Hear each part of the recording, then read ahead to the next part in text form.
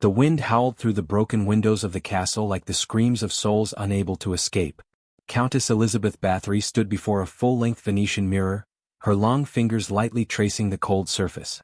The mirror, a gift from a Transylvanian witch, revealed the image of a 20-year-old girl with snow-white skin, crimson lips, and jet-black hair. But it was not her. It had never been her. Fanny, a 15-year-old maid, trembled as she cleaned the mirror each morning. "Never look in a mirror at midnight," warned the housekeeper Ilona, pointing to the long fingernail-like scratches on the back of the mirror. That first night, Fanny heard crying from the Count's room. When she peeked through the crack in the door, she saw Elizabeth standing before the mirror, holding a small knife, slashing the face of a young girl tied to a chair. Blood streamed down the silk cloth, but the most terrifying thing was the mirror. It was soaking up every drop like a thirsty sponge. The next morning, Elizabeth emerged with flawless skin, and the mirror shone with an unusual shine. Fanny found the girl's body in the castle cellar. Her face had been completely stripped away, leaving a red mass of flesh with empty eyes still wide open.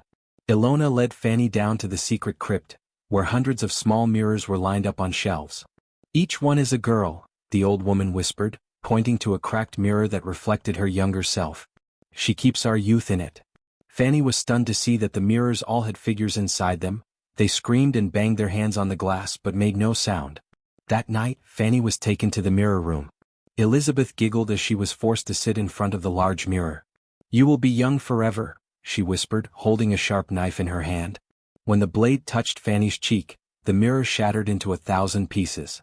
From within, hundreds of bony hands rushed out to grab Elizabeth.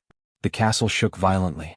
Shards of mirrors flew around like a blizzard, each reflecting the tormented face of a girl. Elizabeth screamed as pieces of her skin were peeled off, clinging to the shards of mirror. Fanny watched as the Count was dragged into the mirror world, where she would be tortured by hundreds of souls forever. The next morning, Fanny was found in the mirror room. Before her was an intact mirror, inside of which was a weeping image of 100-year-old Elizabeth. On the wall, written in blood, "Mirrors never lie."